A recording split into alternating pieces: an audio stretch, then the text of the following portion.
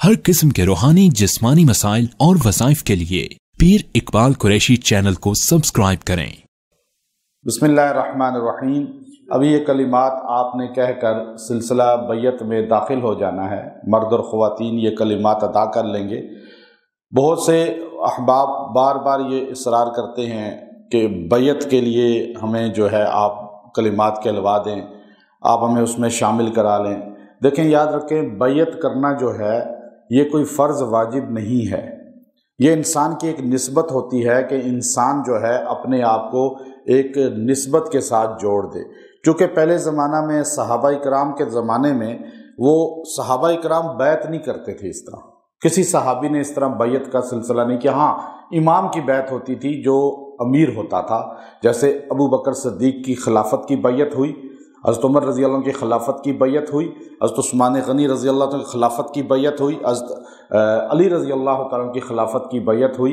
अब अमीर की बैत होती थी और वो एक किस्म का सबका इमाम भी होता था, खलीफा भी होता था और रहबर भी होता था, रहनुमा भी होता था। वो उनके दुनियावी मामलात में भी रहबर होता था और दीनी मामलात में भी रहबर होता था। ये बैयत का सिलसिला यूं चलता आ रहा था। तो उस वक़्त इमाम जो होता था, जो जिसके हाथ पे बैयत होती थी, वो हाकिम वक़्त भी होता था और मुसल्ले का वारिस यानी इमाम और ख़तीब भी होता था। जुमा अबू बकर खुद पढ़ाते थे, हज़रत उमर खुद पढ़ाते थे और हाकिम वक़्त भी थे, अमीरुल मोमिनीन भी थे, हज़रत अली खुद पढ़ाते थे। और बाद के मलूकियत जब आई तो हज़रत मुआविया रज़ी अल्लाह तआला अन्हु भी खुद पढ़ाते थे। तो अब ये चीज़ थी कि आहिस्ता आहिस्ता जो है फिर इंसान जो हुकूमत थी वो और ये बैयत का जो बैयत करने वाले थे, मुसल्ले के वारिस थे, ये दोनों में दूरी आ गई। यानी मुसल्ले वाला मुसल्ले का वारिस रहा चूँकि ज़ौफ़ आता है, और फिर हाकिम वक़्त जो है वो आहिस्ता आहिस्ता जो है फिर हुकूमत ऐसे लोगों में आनी शुरू हो गई जो है हुकूमत के लिए भाग दौड़ करते थे। जैसे आज लोग इलेक्शन वोटिंग के ज़रिए हलाल हराम की तमीज़ नहीं करते, लेकिन नबी सल्लल्लाहु अलैहि वसल्लम खुद बैयत करते थे। और कुरान पाक सूरह मुम्तहिना के आखिरी रुकू सेकंड लास्ट में है कि इज़ा जाअकल मुमिनात युबायिअनका अला अल्ला युशरिकना बिल्लाहि शैया वला यसरिकना। अब ये अल्फाज नबी सल्लल्लाहु अलैहि वसल्लम खुद पढ़वाते थे जब औरतें आती थी बैत के लिए। बैत उक़बा में सहाबा से बैयत ली, उक़बा अव्वल में, उक़बा सानी में भी। फिर आपने बैत मौत भी ली वो फ़तह मक्का सुलह हुदैबिया के मौके पे, तो वो भी लक़द रज़ी अल्लाह उसके अंदर मौजूद है। अब याद रखें, बैत करने का मकसद क्या होता है। अब जो है बैत क्यों की जाती है, ये बैत न फ़र्ज़ है न वाजिब है, सिर्फ इसलिए कि आज अवाम गुमराह हो रही है। सोशल मीडिया के ज़रिए आप देखिए, ख़ास तौर पे जो फितना अब शुरू हुआ है वो दुनिया में पहले कभी नहीं हुआ था।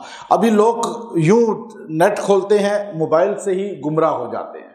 एक तो है ना कि गलत चीज़ें देखना, वो गुमराही तो इंसान गुनाह समझता है कि मैं गलत चीज़ें देख रहा हूँ, लेकिन एक ये है कि दूसरे के अकायद और नज़रियात ऐसे अपना लेता है।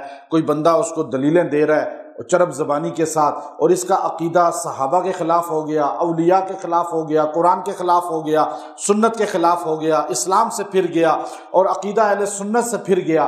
तो ये बहुत बड़ी तादाद में हो रहा है। अब बैयत करना इस दौर के अंदर अशद ज़रूरी है, क्योंकि आपका रुख मुतय्यन हो जाए कि आप इसको फॉलो करते हैं और इनके साथ आपका रूहानी ताल्लुक़ है, और वो सहीउल अक़ीदा और अकाबिर उलमा से ताल्लुक़ होना अशद ज़रूरी है उसका। पहले ज़मानों में ये चीज़ नहीं थी इतनी। वो ये कि कोई शेख किसी खानका में बैठा होता था, लोग आ जाते थे तो अब वो आके उसको मिल लेते थे, लेकिन अब तो फितना घर घर में दाखिल हो गया। तो अब ये बैयत का मर्द औरतों का किसी अहलुल्लाह से जिस पे उसको एतमाद हो, किसी से भी अपना ताल्लुक़ कायम करना अशद ज़रूरी है। बाज़ अल्लाह वाले ऐसे हैं, जैसे मिसाल के तौर पे वो बैत नहीं करते, वो खाली बयानात करते हैं, लेकिन लोगों को उनके साथ करोड़ों लोग उनसे मुंसलिक हैं, उनके बयान सुनते हैं। तो ये बयान सुनना और उन्हीं के साथ तवज्जो रखना, ये भी गोया कि एक बातनी बैत है। आप उनसे अपना ताल्लुक़ रखें और आप उन्हीं को फॉलो करें और दाएं बाएं के लोगों को छोड़ दें, ये भी आप کا ایک قسم کا روحانی بیعت ہو جائے گی، یعنی آپ ان سے منسلک ہیں۔ ایک ہے کہ آپ کلمات ادا کرتے ہیں، جیسے ابھی آپ کلمات پڑھیں گے، اب وہ ہمارے ساتھ آپ کا ایک تعلق بنے گا، چونکہ ہمارے بڑوں سے تعلق ہے، ہم ذاتی طور پہ ہماری کوئی حیثیت نہیں ہے، بڑوں کے ساتھ جڑنے کی وجہ سے، اکابر کی وجہ سے، علماء کی وجہ سے ہم چونکہ رخ ہماری متعین ہے، یعنی ہمارا نسبت نبی صلی اللہ علیہ وسلم تک ایک ذریعے سے پہنچتی ہے، اپنے استاد کیوں کرتے سلسلے سے۔ لیکن آج جو عوام ہے وہ کلمہ پڑھا، پتہ ہی نہیں، نماز سیکھی، پوری زندگی ایسے ہی گزار دی، تجدید دوبارہ کی نہیں سیکھنے کی، تو یہ ضروری ہے آپ دوبارہ سیکھیں کلمے کو، دوبارہ 6 کلمے سیکھیں، قرآن پاک کو بڑی عمر میں بھی دوبارہ پڑھیں، ایک بار غلطیاں ٹھیک ہوں، نماز پڑھیں تاکہ آپ کی غلطیاں ٹھیک ہوں، سیکھیں اس کو۔ اور سلسلے میں ہمارے جو بھی مرد خواتین سنتے ہیں دیکھتے ہیں، وہ خالی یہ کلمات ساتھ ادا کر لیں، جہاں بھی بیٹھے ہیں وہ سلسلے میں داخل ہو جائیں گے، چونکہ یہ باطنی کیفیت ہوتی ہے۔ اب ضروری نہیں ہوتی کہ تبرکن بیعت ہو جائیں اور کبھی آپ اس کو سنیں بھی نہ، ملے بھی نہ، میں جی فلاں سے بیعت ہوں، ان سے کبھی ملے بھی آپ نہیں، وہ آپ کو ملتے بھی نہیں، نہ ٹائم دیتے ہیں، نہ آپ ان سے مل سکتے ہیں، تو اس طرح تبرکن بیعت ہونا کوئی حیثیت نہیں ہے۔ آپ جس سے بھی ہوں اس کے ساتھ تعلق رکھیں، ان کو سنیں، ان کی باتوں کو قبول کریں، بے شک باتیں ان کی سنتے رہیں، لیکن کوشش کریں ان کے پاس جائیں، کبھی کبھار بیٹھیں، انشاءاللہ آپ کو روحانی نسبت قائم ہوگی۔ تو یہ جو بھی سننے والے ہیں وہ بھی یہ کلمات ادا کر لیں گے، ساتھ شامل ہو جائیں گے۔ ضروری نہیں ہے کہ وہ بار بار پوچھیں یا آئیں تو وہ اس میں بیعت میں شامل ہوں گے، تو آپ یہ کلمات سارے ادا کر لیں۔ خواتین بھی پڑھ لیں، اشہد ان لا الہ الا اللہ وحدہ لا شریک لہ واشہد ان محمدا عبدہ ورسولہ استغفر اللہ ربی واتوب الیہ۔ 3 کام معمولات اختیار کر لیں نسبت میں۔ ایک شرک سے بچیں، شرک نیکیاں ختم کر دیتا ہے، اس میں شرک کوئی بھی ہوگا، اللہ کے ساتھ کسی کو شریک نہ بنائیں، یہ پہلی نبی صلی اللہ علیہ وسلم کی بھی تلقین تھی اور آپ فرماتے تھے۔ دوسرا، غیبت سے بچیں۔ آج ہمارا معاشرہ غیبت میں پڑا ہوا ہے، مرد عورتیں، بچے بوڑھے، اچھا عالم جاہل، دیندار بے دین، سارے، ہر بندہ غیبت، کسی نہ کسی کی غیبت کر رہے ہوتے ہیں، اور آپ کی نیکیاں ختم ہو رہی ہوتی ہیں اور آپ کو پتہ ہی نہیں ہوتا۔ قیامت کے دن آپ اللہ کے پاس کھڑے ہوں گے، اللہ کہے گا ایک نیکی بھی نہیں، آپ کہیں گے اللہ 10 حج کیے، 16 عمرے کیے، میں نے اتنی تراویحاں پڑھائیں، میں نے اتنے دین کے کام کیے، اللہ کہے گا ساری نیکیاں تم دے آئے ہو دنیا میں۔ غیبتیں جو کرتے تھے، خالی ہاتھ آئے گا بندہ، اس لیے غیبت سے بچیں۔